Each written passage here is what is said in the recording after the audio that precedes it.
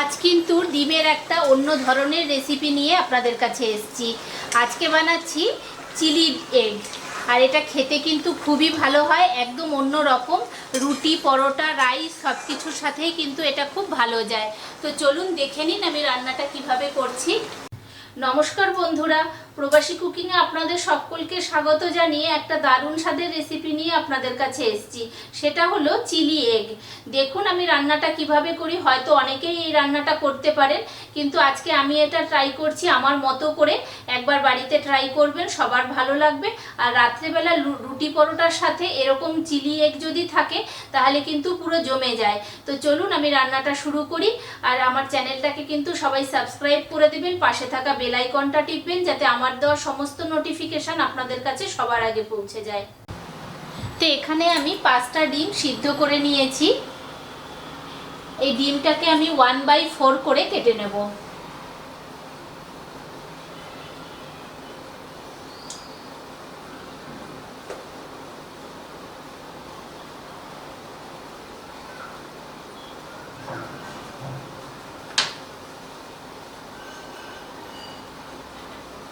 এই দেখুন এরকম করে আমি কেটে নেব প্রত্যেকটা ডিমকে।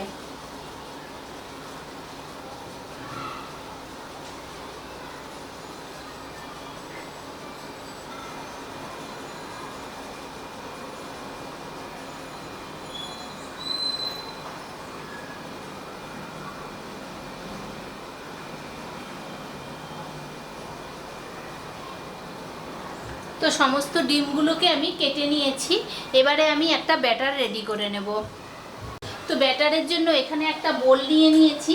বোলের মধ্যে দিয়ে দিচ্ছি 3 চামচ কর্নফ্লোর,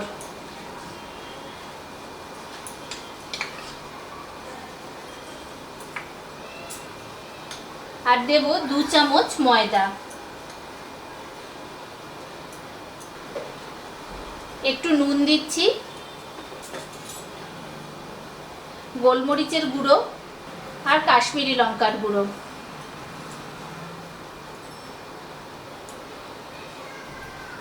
আর দিচ্ছি এই ডিমের সাদা অংশটা।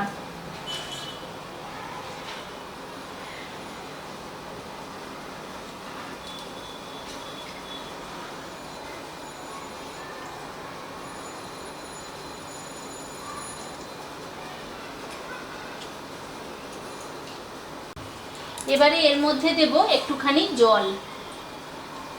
জল দিয়ে এর একটা ব্যাটার রেডি করে নেব। খুব পাতলা ব্যাটার হবে না।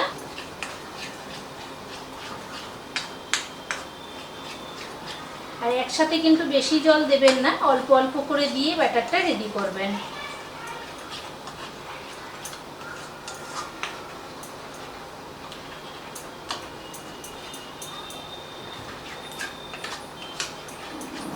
তো ব্যাটারটা দেখুন আমার রেডি হয়ে গেছে। এবারে আমি এই সিদ্ধ করা ডিমগুলোকে এর মধ্যে দিয়ে ফ্রাই করে নেব। কড়াই বসিয়ে দিয়েছি, কড়াইয়ে দিয়ে দিয়েছি পরিমাণ মতো সাদা তেল। তেলটা গরম হয়ে গেছে। আর এখানে যে ব্যাটারটা আমি রেডি করেছিলাম ওর মধ্যে আমি এই সিদ্ধ করা ডিমগুলোকে দিয়ে দেব। উপর থেকে ভালো করে ব্যাটারটাকে দিয়ে দেব।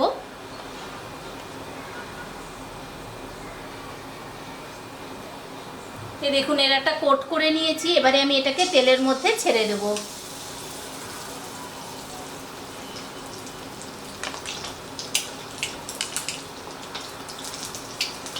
এরকম করে সমস্ত ডিমগুলোকে আমি ডিমটাকে ব্যাটারের মধ্যে চুবিয়ে ভেজে নেব।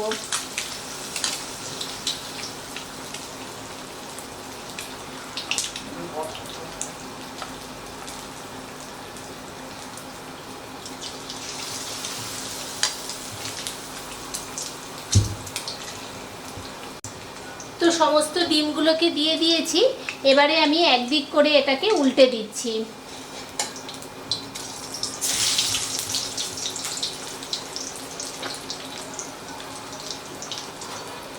তো এটাকে খুব ভালো করে ভেজে নিতে হবে। তো দেখুন একটা দিক তো ভাজা হয়ে গেছে। তো আমি আরেকটা দিক করে উল্টে দিচ্ছি। উল্টে পাল্টে সমস্ত দিকগুলোকে বেশ লাল করে ভেজে নেব। তো সব দিকগুলো কিন্তু ভালো করে ভাজা হয়ে গেছে, দেখুন লাল হয়ে গেছে। এবারে আমি এগুলোকে তুলে নিচ্ছি।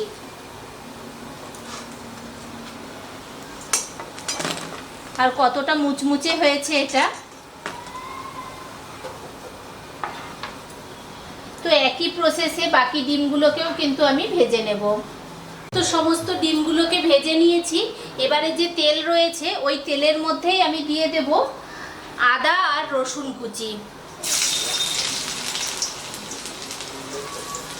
আদা রসুনটাকে একটুখানি ভেজে নেব।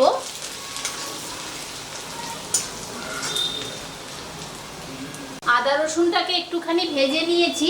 এবারে এর মধ্যে দিয়ে দিচ্ছি ডাইস করে কাটা ক্যাপসিকাম আর ডাইস করে কাটা পেঁয়াজ, টমেটো আর কটা কাঁচা লঙ্কা। তো এখন এগুলোকে হালকা করে একটু ভেজে নেব।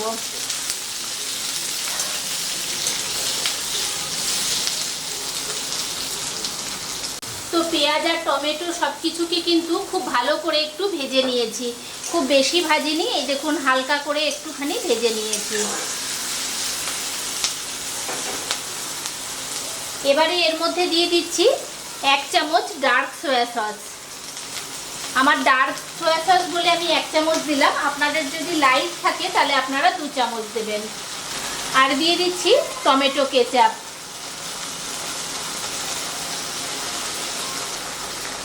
দিচ্ছি রেড চিলি সস, এটাও 1 চামচের মতো দিলাম। 1 চামচ ভিনিগার। আর যেহেতু চাইনিজ রান্না সেই জন্য আমি 1 চামচ শেজওয়ান সস দিলাম। এটা আপনাদের ইচ্ছে হলে দেবেন, না হলে স্কিপ করে যাবেন। দিচ্ছি একটুখানি গোলমরিচ গুঁড়ো, কাশ্মীরি লঙ্কার গুঁড়ো আর নুন।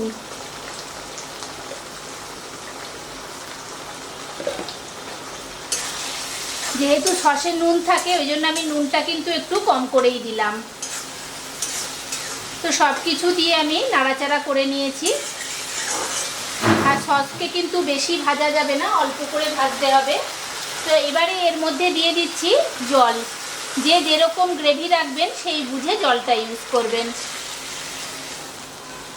ঝোলটা দেখুন ফুটতে শুরু করেছে।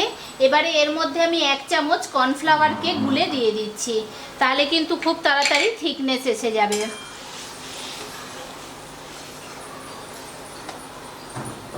আর এবারে দিয়ে দেবো এর মধ্যে এই ভেজে রাখা ডিমগুলোকে।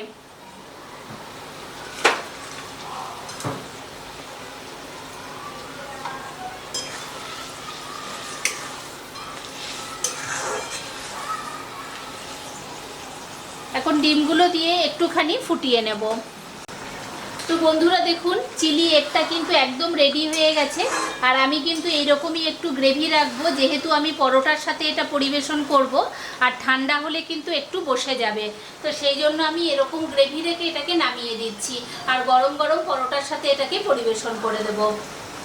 তো বন্ধুরা রেডি হয়ে গেছে দারুণ স্বাদের এগ চিলি। আর এটা খেতে কিন্তু খুবই ভালো হয়, রুটি, পরোটা, ভাত, নান, রাইস সব কিছুর সাথেই কিন্তু এটা খেতে ভালো লাগে। তো আজকের আমার এই রেসিপিটা আপনাদের কেমন লাগলো অবশ্যই সবাই কমেন্ট করে জানাবেন। দেখা হচ্ছে পরের দিন নেক্সট কোনো একটা ভিডিওতে। সবাই ভালো থাকবেন, সুস্থ থাকবেন।